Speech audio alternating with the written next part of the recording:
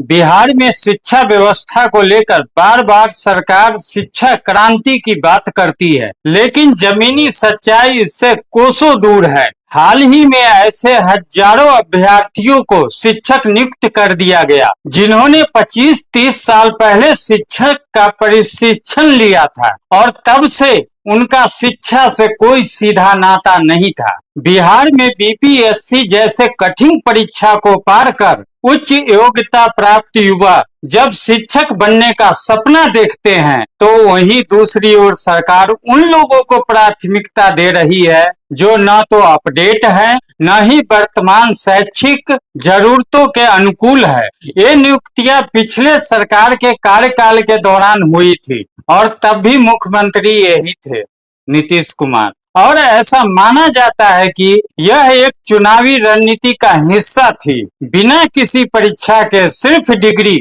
या पुराने सर्टिफिकेट के आधार पर नियुक्तियां की गई। बिहार में लंबे समय से नियोजन आधारित बहाली की नीति चल रही है, जिसमें गुणवत्ता और शिक्षा की वास्तविक जरूरतों से ज्यादा राजनीतिक समीकरण हावी होते हैं। इस बार भी वैसा ही दिख रहा है। बीपीएससी के पास अभ्यर्थियों का कहना है कि हमने कठिन परीक्षा पास कर यह साबित किया है कि हम इस पद के लायक हैं। तो फिर 30 साल से पहले की ट्रेनिंग लिए व्यक्ति जो सालों से स्कूल के आसपास भी नहीं गया, वह कैसे योग्य हो गया? क्या अब शिक्षक बनने के लिए गुणवत्ता नहीं, बल्कि पुराना सर्टिफिकेट और सही वक्त पर चुनाव होना ही काफी है? शिक्षा नीति के विशेषज्ञों का मानना है कि शिक्षा क्षेत्र में तकनीकी, मनोवैज्ञानिक और सामाजिक परिवर्तन को समझना जरूरी है। अगर नियुक्त शिक्षक अपडेट नहीं है,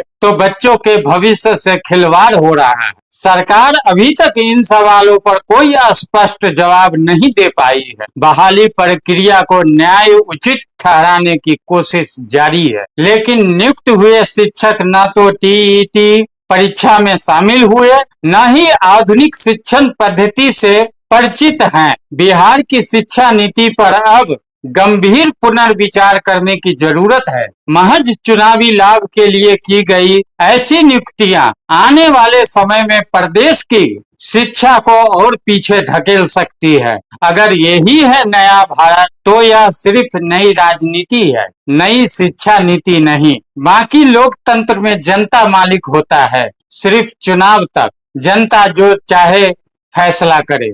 फिर मिलते हैं नए मुद्दे, नए चेहरे के साथ।